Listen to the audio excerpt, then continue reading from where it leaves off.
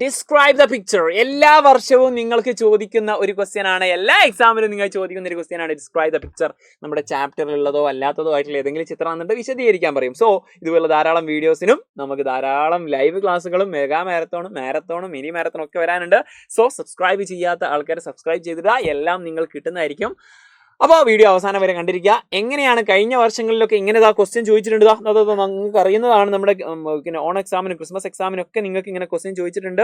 Yes, ഏതെങ്കിലും ചിത്രം എന്നിട്ട് ഡിസ്ക്രൈബ് ചെയ്യാൻ ചോദിക്കുന്നതാണ്. സോ ഇങ്ങനെ ഒരു ക്വസ്റ്റ്യൻ തന്നു കഴിഞ്ഞാൽ എങ്ങനെ ഇതിന്റെ ആൻസർ എഴുതണം എന്നുള്ളതാണ് നമ്മൾ പറയാൻ പോകുന്നത്. 4 മാർക്കിനുള്ള ക്വസ്റ്റ്യൻ ആണ്. ഈ ചാപ്റ്റർ നിങ്ങൾക്ക് അറിയാലോ. ഇതിന്റെ ആൻസർ നമ്മൾ ചെയ്യുന്നതായിരിക്കും. സപ്പോസ് ഇത് എന്നെ കിട്ടിക്കൊള്ളണമെന്നില്ലല്ലോ, ഏത് കിട്ടിക്കഴിഞ്ഞാൽ നിങ്ങൾക്ക് എഴുതാനുള്ള ആ ഒരു ഫോർമാറ്റാണ് നമ്മൾ പറയാൻ പോകുന്നത്. നമ്മൾ ചിത്രം നന്നായിട്ട് ഒബ്സർവ് ചെയ്യുക. ഓക്കെ, അതിലാരാണുള്ളത്, ഈ ചിത്രത്തിൽ ഇപ്പോൾ ആരാണുള്ളത് നിങ്ങൾക്ക് അറിയാലോ. ആ ആളെ പറ്റി നമുക്കൊരു ഐഡിയ ഉണ്ടായിരിക്കണം. അതുപോലെ തന്നെ അവരെന്താ ചെയ്യുന്നതെന്ന് അറിയാലോ. ആൻഡ് അവരെന്താണ് ധരിച്ചിരിക്കുന്നത്, അവർ എന്തൊക്കെ വസ്തുക്കളാണ് അതിൽ കാണാൻ പറ്റുന്നത്, അല്ലേ, ചുറ്റുപാട് എന്തൊക്കെ കാണുന്നുണ്ട്, ആരൊക്കെയാണ് ഉള്ളത് എന്നുള്ള ഡീറ്റെയിൽസ് ഒക്കെ ഓർമ്മ വേണം. അതുപോലെ തന്നെ ആ ഒരു ആൾക്കാരെ പറ്റിയിട്ട്, ആ ആൾക്കാരുടെ ലുക്കിനെ പറ്റിയിട്ട് നിങ്ങൾക്ക് എന്താക്കാം, അതിൽ ഡിസ്ക്രൈബ് ചെയ്യാം, കുറച്ച് ലെങ്തി ആക്കാൻ. ഓക്കെ, അതുപോലെ തന്നെ നിങ്ങൾ അവർ ചെയ്യുന്ന ആക്ഷൻസിനെ പറ്റിയിട്ട്, ആൾക്കാരെ പറ്റിയിട്ട്, ആൾക്കാർ ചെയ്യുന്ന പ്രവൃത്തികളെ പറ്റിയിട്ടൊക്കെ നിങ്ങൾ അവരെന്താക്കാണ്, മുടിമുറിക്കുകയാണ് അല്ലേ, അതൊക്കെ നിങ്ങൾക്ക് ഡിസ്ക്രൈബ് ചെയ്യാം. അതുപോലെ തന്നെ ഇത് നമ്മുടെ ചാപ്റ്ററുമായിട്ട് കണക്ട് ചെയ്യാം. ചാപ്റ്ററിലെ ഇന്ന ക്യാരക്ടർ ആണെന്ന് പറഞ്ഞു കൊടുക്കുക, പേര് അവസാനത്തേക്ക് പറഞ്ഞു കൊടുക്കുക. ആൻഡ് അത് ഭയങ്കര ഷോർട്ട് സെൻറ്റൻസ് മതി കേട്ടോ, പക്ഷെ ക്ലിയർ ആയിരിക്കണം. അതുപോലെ തന്നെ ബിഗ് കോംപ്ലക്സ് സെൻറ്റൻസിനെക്കാട്ടിലും നല്ലത് ഷോർട്ട് ആയിട്ടുള്ള സംഭവമാണ് നല്ലത്. കാരണം 4 മാർക്കിനല്ലേ ഉള്ളൂ. സിമ്പിൾ വേർഡ്സ് യൂസ് ചെയ്യുക. പ്രസന്റ് ടെൻസ് ആണ് യൂസ് ചെയ്യേണ്ടത്. അവർ മുടി മുറിച്ചിട്ടുണ്ടായിരുന്നു എന്നല്ല, അവർ മുടി മുറിക്കുന്നു. ഒരു പിക്ചർ ഡിസ്ക്രൈബ് ചെയ്യണം. അപ്പോൾ പ്രസന്റ് ടെൻസിൽ കണ്ടിപ്പോൾ നടന്നുകൊണ്ടിരിക്കുന്നത് മാതിരി പറഞ്ഞു കൊടുക്കാം. ആൻഡ് അതുപോലെ തന്നെ അവസാനം എന്തെങ്കിലും ഒരു ഐഡിയ, ഒരു മെസ്സേജ് അവർക്ക് പാസ് ചെയ്യാം, അല്ലേ.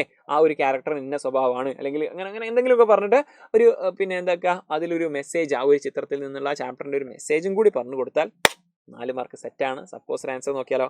ഇതാണ് നമ്മുടെ ക്വസ്റ്റ്യൻ. ഇതിൻ്റെ ഒരു ആൻസർ ആണ് നമ്മൾ ചെക്ക് ചെയ്യാൻ പോകുന്നത്.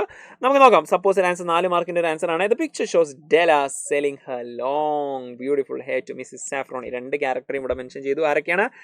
ഡെല്ല, മിസ്സിസ് സാഫ്രോണി, അല്ലേ. അവരെന്താ ചെയ്യുന്നത്? അവരുടെ നീളമുള്ള ബ്യൂട്ടിഫുൾ മുടി ആർക്ക് വിൽക്കുകയാണ്?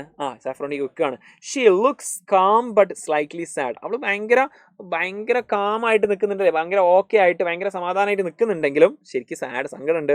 As a precious hair is being held by the hairdresser. അവരുടെ ഹെയർ ഡ്രസ്സർ, അല്ലെ, ഹെയർ ഡ്രസ്സർ എന്ന് പറഞ്ഞാൽ മുടിയൊക്കെ കട്ട് ചെയ്യുകയും ഭംഗി കൂട്ടിയൊക്കെ ചെയ്യുന്ന അവർ മുറിക്കുന്ന സമയത്ത് എന്താകുന്നുണ്ട്, അവൾക്ക് ഭയങ്കര, അവളെ ഏറ്റവും പ്രഷ്യസ് ആയിട്ട് കൊണ്ടെടുക്കുന്ന സാധനമാണ്. അവൾക്ക് വിഷമമുണ്ട്.